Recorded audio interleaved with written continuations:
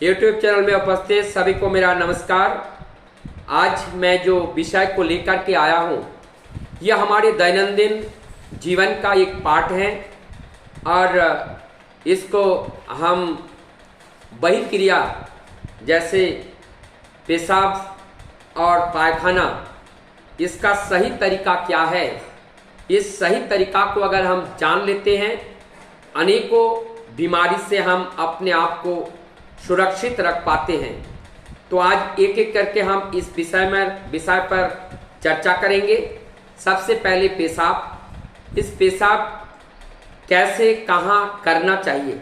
अधिकतर हम लोग देखते हैं जब बाहर जाते हैं पेशाब के नाम पर कहीं पे आड़ में, दीवार के आड़ में, कहीं पर जो बना हुआ कॉमन प्लेटफॉर्म है, कॉमन जो यूरिनेशन पॉइंट बना हुआ है, वहाँ पर जाते हैं और वहाँ पे बहुत ज़्यादा गंदगी होते हैं।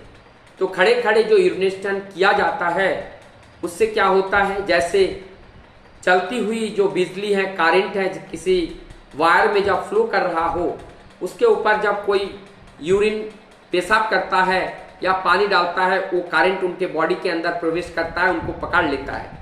ठीक इसी प्रकार से जो बैक्टीरिया उस गंदगी में पड़ी रहती है और उसके ऊपर जब हम पेशाब करते हैं वहाँ से कुछ बैक्टीरिया वो हमारे यूरिन के साथ हमारी बॉडी के अंदर प्रवेश करते हैं, जिससे हमारे urinary tract, prostate, urinary bladder और यूरेथ्रा, साथ साथ हमारी किडनी तक इस बीमारी को लेकर के पहुंचते हैं। साथ ही साथ इसका दूसरा जो इफेक्ट है, और वो दूसरा इफेक्ट है जो खड़े होकर के पेशाब करने से जो फोर्स इस धरती के ऊपर या जो ऑब्जेक्ट के ऊपर पेशाब करते हैं उसके ऊपर जिस वेलोसिटी से गिरते हैं उसका एक बैक प्रेशर होता है। वो बैक प्रेशर एक झटके के रूप में, चाहे वो वहाँ पे मिनिमम झटका हो, लेकिन वो हमारे यूरिथेरा के ऊपर, यूरिनरी ब्लैडर के ऊपर पड़ता है और जिससे हमारे यूरिनरी ब्लैडर या उस पाथवे का जो मसल्स हैं और जो नर्व है उसको शिथिल कर देते हैं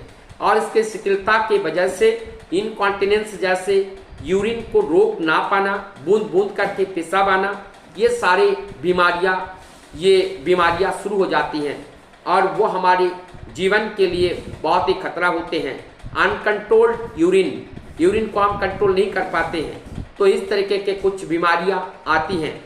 महिलाओं में हम देखते हैं प्रोलैप्स ऑफ यूटेरस, ये भी अनहाइजेनिक के वजह से आता है। तो इस चीज़ को ध्यान रखने से हम ऐसे बीमारियों से हम अपने आप को बचा सकते हैं। दूसरा पार्ट है पायखाना। जैसे हम लोग अधिकतर जो पायखाना के बारे में जब हम सोचते हैं तो इसमें एनस के जो पार्ट में होने वाले बीमारी के बारे में हम लोगों को सोचना पड़ेगा। को जो बीमारी है पाइल्स है, फिशर है, फिस्टुला है, ये साधारणतः जो एनस रीजन्स में पाया जाता है और ये बहुत ही घातक होते हैं, बहुत ही कष्टदायी होते हैं और बहुत ही अर्थ खर्च करने वाला होता है। और इससे बचने का उपाय है, जिस तरह से हम भोजन करने के बाद अपने आप को मुंह में हम ब्रश करते हैं और बहुत सारे कुल्ला करते हैं, फिर बाद कोई काम पेंट या किसी चीज़ से हम अपने को हाइजीन रखने के लिए बहुत सारे प्रोसेस को अपनाते हैं। लेकिन हम इस एनस रीजन को, इसे हाइजीन मेंटेन करने के लिए क्या प्रोसेस हमने अपनाया, इसको सही से सफाई करना है और सफाई करने के बाद इसमें यहाँ पे रफनेस ना हो पाए इसलिए उस स्किन के ऊपर ऑयलिंग करना है। ऑयलिंग के लिए हम इस्तेमाल कर सकते हैं वहाँ पर सरसों का तेल या जात्यादि तेल या महामरीची का तेल, इसमें से कोई सा भी एक तेल को अगर हम लेते हैं और हम शौच के बाद अगर हम इस तेल से ऑयलिंग करते हैं एनस रीजन पे, मैं निश्चित रूप से गारंटी के साथ बता रहा हूँ ऐसे करने वाले व्यक्तियों में जीवन में कभी ना तो पाइल्स होगा, ना तो फिस्टुला होगा, ना फिशर होगा। इससे अगर हम अपने आप को बचा सकना चाहते हैं तो इस परहेज को अवश्य आप करेंगे। मुझे लगता है आप लोगों को ये वीडियो अच्छा लगा होगा। यदि ये वीडियो अच्छा लगे तो इसको लाइक, शेयर और सब्सक्राइब कीजिएगा, जिससे हमारी और आगे और नए नए वीडियो लाने के लिए हमें उत्साह मिलेगा और मैं यही आशा करूंगा।